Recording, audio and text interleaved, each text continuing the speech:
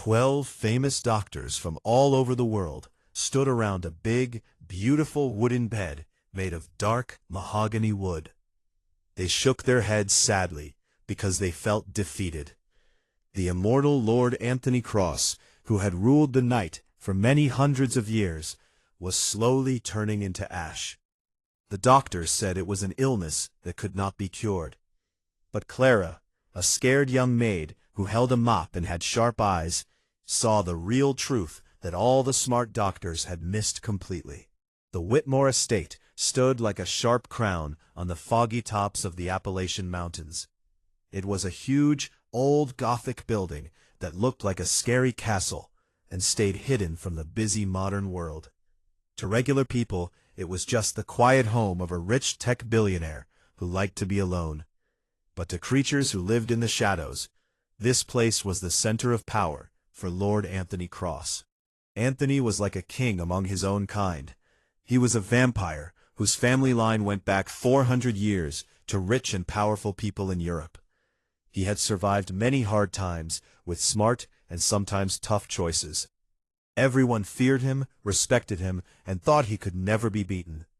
But even the strongest power cannot fight an enemy that stays hidden and quiet. The trouble started with a small shake in his hands during the cold days of the winter solstice.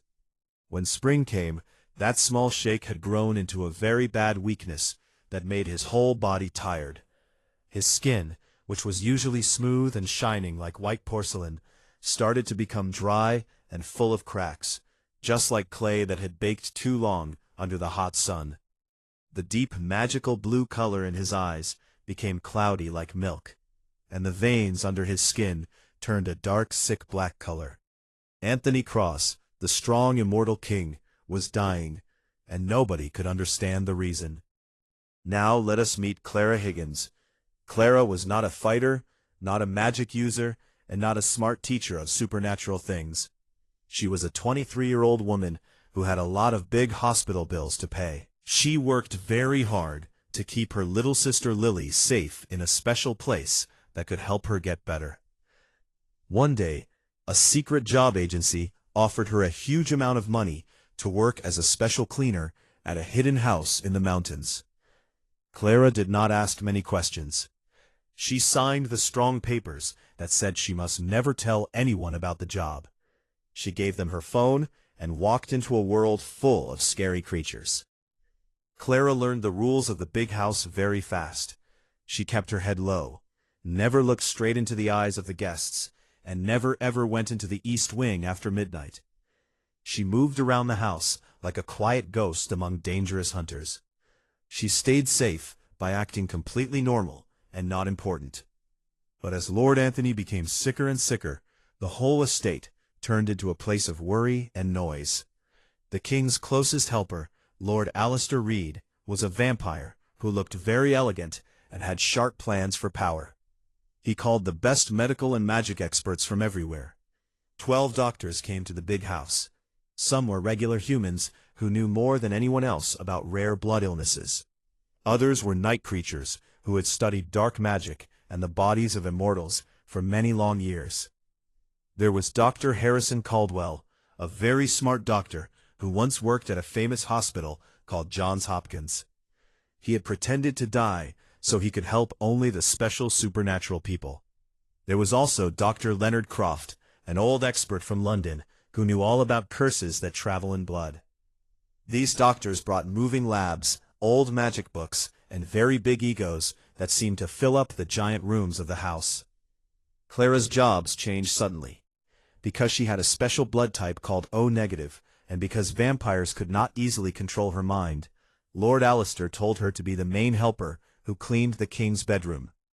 Her tasks were to keep the room tidy, clean all the medical tools, and throw away dangerous waste from the treatments. During these long and hard hours of cleaning, Clara really looked at Anthony for the first time. He was not the scary monster that other workers whispered about in the dark. When his power was gone and pain filled his body, he looked very sad and tragic. He rested in a huge bed with 4 tall posts.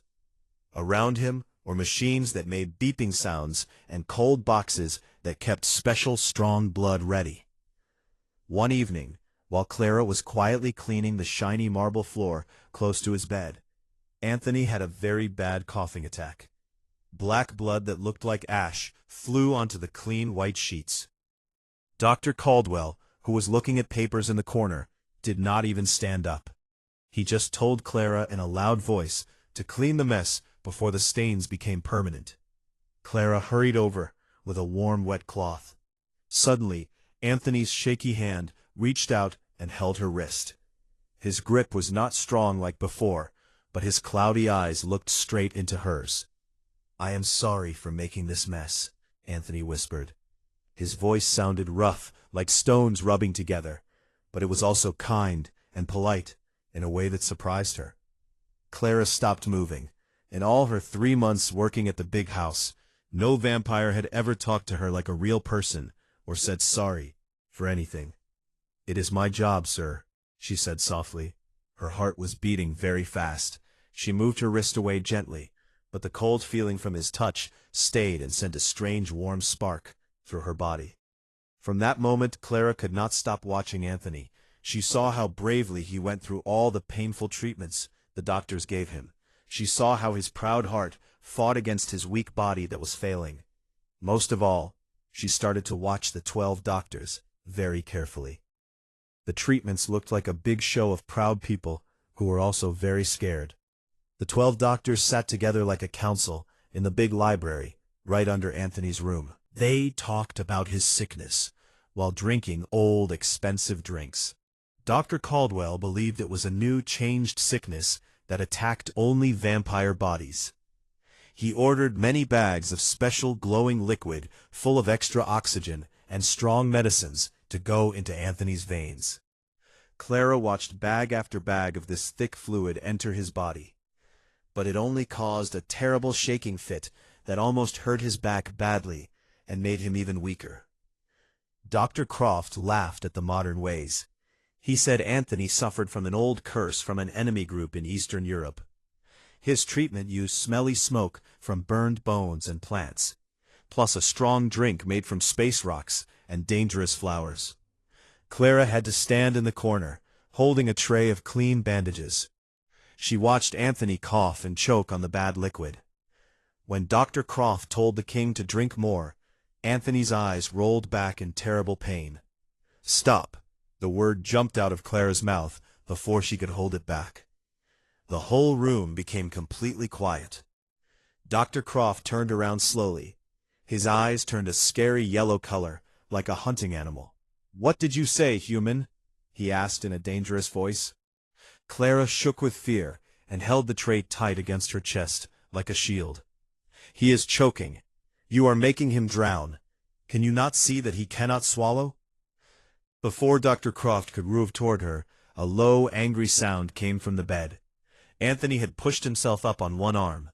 His sharp teeth were out, even though he was weak. "She is right," he said in a rough voice, while staring hard at Dr. Croft. "Get out, all of you." The doctors looked upset, but they left the room talking quietly about how stubborn a dying king could be. Lord Alistair Reed stood by the door and gave Clara a long look that was hard to understand. Now Clara and Anthony were alone in the big dark room. Anthony fell back onto the pillows, breathing hard. Clara ran to him and poured clean, cool water, even though the rules said he could only have blood. She lifted his head gently and helped him drink. "You are very brave, Clara," he said softly. He leaned into the warm touch of her hand while she cleaned the dark stuff from his chin. He knew her name. That made Clara's breath stop for a moment. "They are not really looking at you, my lord," Clara said in a quiet, shaking voice. "They only look at their papers, their old books, and themselves in the mirror, but they are not truly seeing you." As more weeks passed, the doctors became more and more worried and tried even harder things. They used special light treatments with old magic stones, gave him blood from important vampire families who came from far away, and did strong magic ceremonies that made the air smell like metal and electricity. Nothing helped.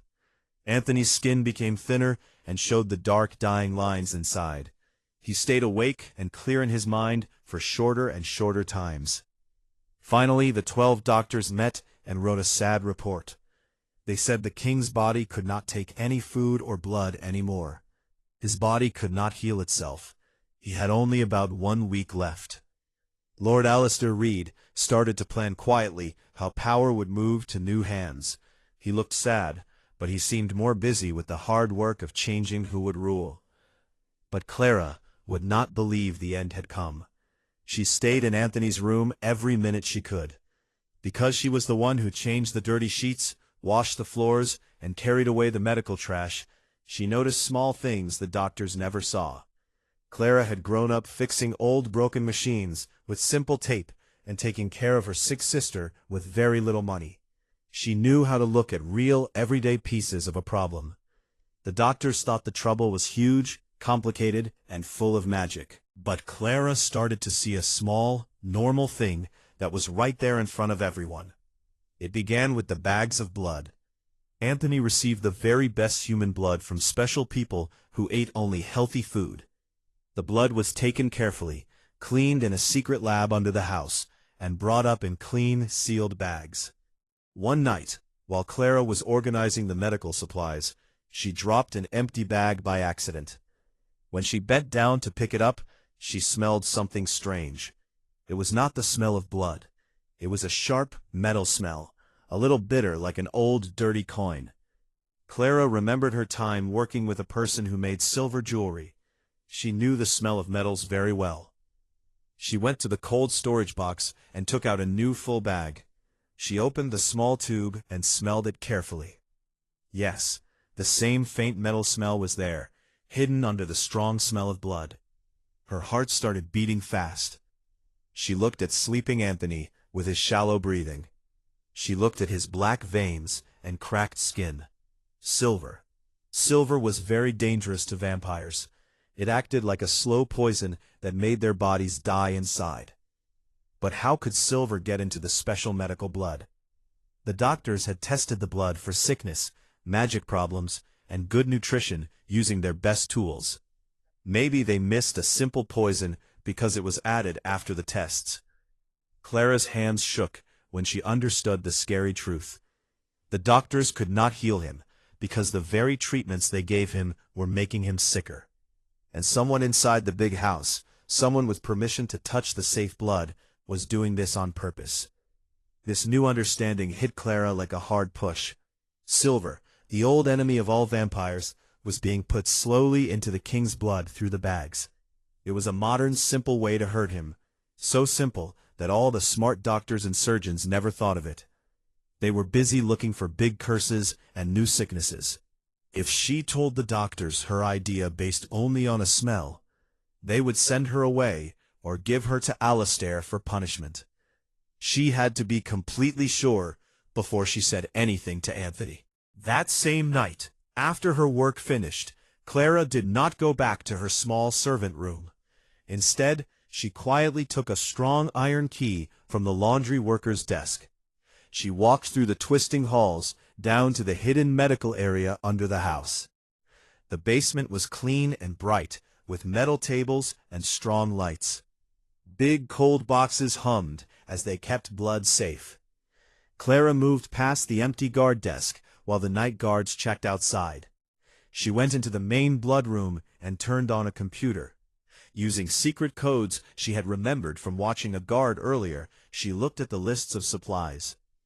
Then she found something important. 3 months ago, exactly when Anthony's sickness started, the house had changed the company that sent the special blood bags. The old good company from Geneva was stopped by Lord Alistair Reed himself. The new company was a small local one called Apex Medical Solutions. Clara printed the papers with shaking hands. To make sure her idea was right, she took a new bag with the Apex mark from the cold box. She carried it to a testing table. She did not need to be a doctor. Her old job with silver had taught her a simple test using acid. She took a tiny drop of the blood, put it in a glass cup, and added a few drops of strong acid. If silver was there, the liquid would turn cloudy white. Clara held her breath as the acid mixed with the red blood. Slowly, a white cloudy material appeared at the bottom. The bags were not just for blood. The inside plastic had a tiny layer of silver chemical.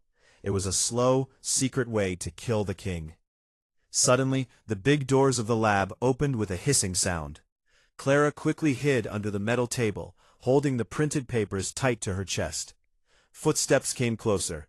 2 men walked in. Clara saw the shiny shoes of Alistair Reed and the strong boots of Gregory Hayes, the main worker, for the blood supplies. "The doctors are finishing the papers that say he will die," Alistair said in a smooth but mean voice. "They think he will turn to ash by tomorrow night. Did you throw away all the last Apex bags?" "Yes, my lord," Gregory answered in a nervous way. "I burned them 1 hour ago. After the king is gone, we go back to the old company from Geneva. No one will ever find out. The doctors believe it was just his body stopping itself." "Very good, Gregory. When I become the new ruler, you will get a big reward for your help." Clara covered her mouth with her hand, so she would not make any sound. The terrible betrayal made her feel sick.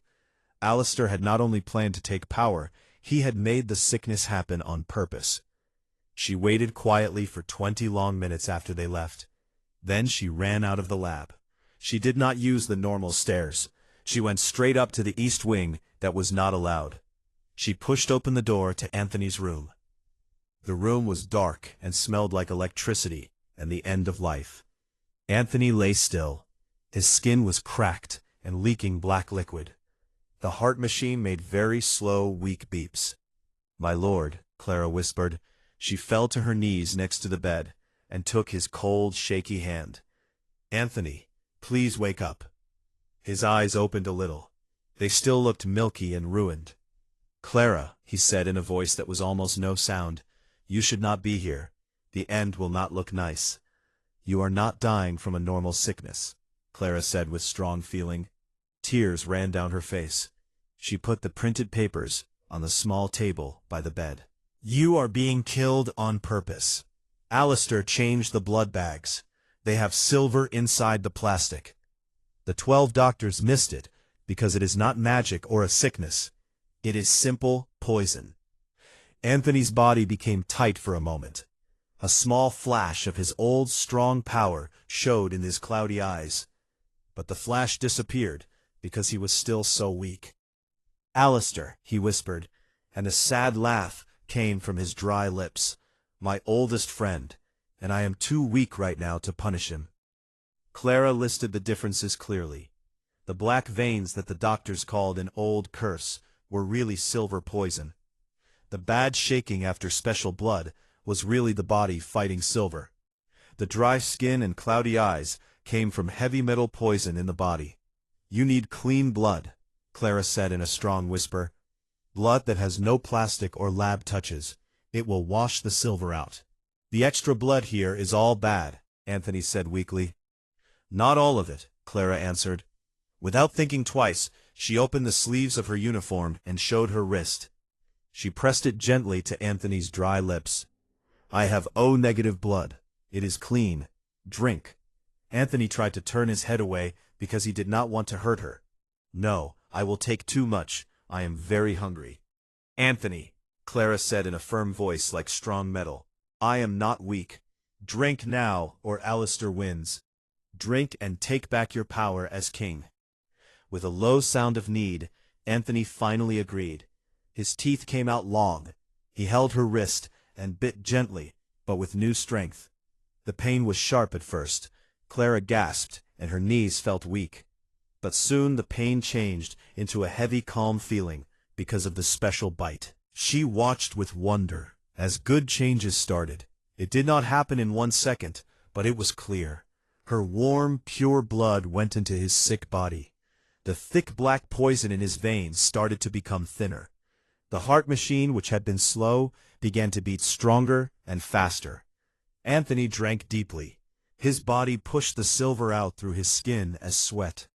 The cracked, dry skin became smooth again. The gray color turned back to healthy, pale white. After a long time, Anthony pulled away. He breathed hard, but his eyes were now bright blue like shining jewels. He looked at Clara with strong power. Clara felt dizzy from losing blood. Before she could fall, Anthony caught her easily. His full strength had returned. He placed her softly on a comfortable seat across the room. Then he bit his own wrist and put a drop of his clean blood on her bite marks. The wounds closed right away, leaving only 2 light pink lines. "You gave me back my life, Clara," Anthony said. His voice was now deep and full of power. He knelt down and kissed her hand gently. "And you gave me the chance to get justice," Clara answered. Her head felt light, but her thoughts were clear. "Alistair thinks you will be gone by tomorrow night. The doctors are coming to say you are dead." A strong and beautiful smile came to the king's face. "Then we must give them exactly what they expect. We will put on a show for them." For the next full day, Clara and Anthony worked together on their plan. Clara stayed hidden in the next room. She gave Anthony small amounts of her blood when needed, to help him get stronger while he still looked very sick. Anthony used his long years of control to make his heart beat slow and hide his strong presence. He lay very still under the covers. At midnight, the big wooden doors opened. The 12 doctors walked in, with serious, tired faces. Dr. Caldwell carried a book for writing death records. Dr. Croft held a silver container ready for the king's ashes. Behind them came Alistair Reed. He wore black clothes for sadness and tried to look very sorry. "His body signs have all stopped," Dr. Caldwell said quietly while looking at the heart machine that Clara had turned off earlier. "The body breaking is finished." "What a sad loss," Alistair said smoothly as he stepped closer to the bed. "A great king taken too soon by a curse we could not solve. I will take charge right away to keep everything safe in our world." "You were always in a hurry, Alistair." A strong, cold voice filled the room. The doctors froze in place. Dr. Croft dropped the silver container. It made a loud noise on the floor. Alistair's eyes opened wide with pure fear. Slowly, the heavy blankets moved. Anthony Cross sat up in bed. He did not look like someone dying. He looked powerful and scary, with perfect skin and eyes full of anger. "My lord," Dr. Caldwell said, stepping back so fast that he knocked over a table of tools. "This cannot be," another doctor said. "Your body was falling apart." "My body is completely fine," Anthony answered as he stood up. His feet made no sound on the marble. "But my choice of helpers was very bad." Alistair tried to run to the door with fast vampire speed, but Anthony was older, stronger, and very angry. In one quick move, he caught Alistair and pushed him hard against the heavy doors. The wood broke. Anthony held his old friend by the neck and lifted him high off the ground. "Silver nitrate was put in the blood supply," Anthony said, with his teeth showing. His eyes burned into Alistair's scared face. "A simple human maid figured out the truth in 3 months. 12 of the smartest doctors in our world could not see it." Anthony looked at the group of frightened doctors. "You only looked at papers and magic. You looked everywhere except at the simple truth. Leave my house right now, all of you." The doctors ran out as fast as they could, leaving all their machines behind. Clara stepped out from her hiding place with her head held high. She watched as Anthony finished the traitor by breaking his neck with a loud sound and throwing the body away like a broken toy. The room became very quiet. The danger was gone. The big house belonged to Anthony again. Anthony turned away from the body. The anger left his face when he looked at Clara. He walked to her slowly. He stopped very close. "Alistair's money and lands now belong to me," he said softly. He reached out and gently moved a piece of her hair behind her ear. "I will send your sister Lily to the best hospital in Switzerland by morning. All your bills are gone." Clara looked up at him. Her heart beat fast. "Thank you, my lord." "No," Anthony said in a soft, close voice. He went down on one knee in the middle of the messy room and held her hand carefully. "It is I who thank you. You saw the real me when no one else did, Clara. You saved your king. Now the king asks you to stay with him, not as a worker, but as my equal partner. Clara looked at the powerful immortal, who knelt in front of her. She saw the loyal heart under all the strength. She did not wait long. "I will stay," she whispered. In the shadows of the Whitmore estate, a new time of rule began. The truth finally came out. Clara did not only save the Vampire King. She showed a very bad betrayal that 12 brilliant doctors had completely missed. From a poor young woman who had big debts to a strong queen, her careful eyes changed the future of the supernatural world forever. This story teaches us an important lesson about paying attention to small, everyday details. Sometimes, the smartest people with the most books and machines can miss simple answers because they look only for big, complicated problems. Clara succeeded because she used her real-life experience, her eyes, and her courage to notice what others ignored. In our own lives, whether we are solving problems at school, helping family, or facing challenges, it is good to stay curious, observe carefully, and speak up bravely, even when we feel small. Real strength often comes from kindness and clear thinking, not just from power or fancy tools. This helps us become better helpers and thinkers in the world.